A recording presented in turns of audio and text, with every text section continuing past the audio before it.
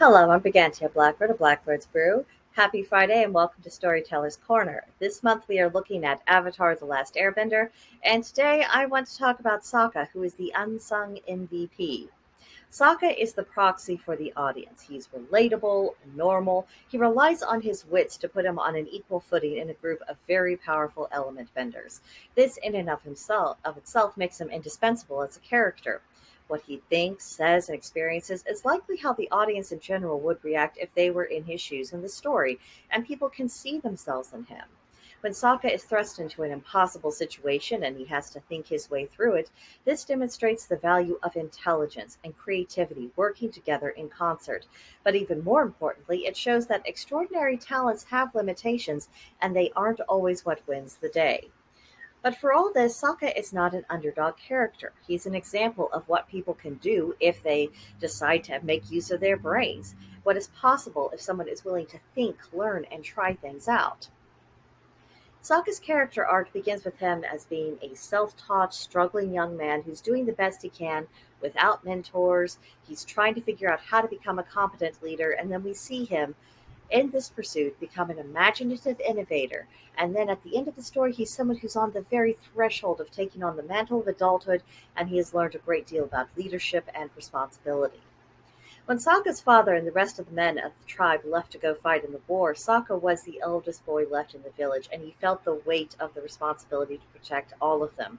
And because he was largely self-trained, Sokka's progress as a capable fighter and leader was a pretty slow progression, which is why so often, despite Katara being his younger sister, was kind of the de facto authority figure, or at least the mom central figure throughout all of the story. It's very difficult to grow up in the way when you have such an absence of adult leadership and examples that you can kind of emulate to find your first steps as you're going through the process of adolescence and into your maturity as an adult. Then, to add on to all that, Sokka was also part of Team Avatar. He was trying to get Aang the help and training he needed to defeat the Fire Lord so he could bring about an end to the war. Sokka was under a considerable amount of pressure, and his solution to all this was to become more imaginative and to look for opportunities. He never stopped training. Despite being on the run during wartime, Sokka learned that trouble can arise very spontaneously. It's too late to prepare after the fact. So he learned to be adaptable out of necessity and made flexibility part of who he was. Sokka's character also shows us the value of humor, not only as a defense mechanism, but also as a way of keeping the mind clear so as not to be overwhelmed by the situation at hand. Now, his jokes aren't exactly high comedy, and it is clear that Sokka was always destined to become a teller of dad jokes in his future. But it is endearing, and it has a way of making whatever scrape the gang gets into a bit less scary and a bit more manageable. And that's the beautiful thing about a sense of humor. It keeps the spirits up. Sometimes being able to see the funny side of things is all a person really has, and it can create an emotional break during difficult times. If we're laughing, then that means the rest of our emotions, particularly anger, hatred, despair, they aren't preying on us because there isn't room for that in our conscious mind at the moment. So it's not eating up our energy. And that energy we can then save and use it to be directed elsewhere where it can do us more good. And humor can help keep people decent. There is such a thing as taking things too seriously, even during wartime.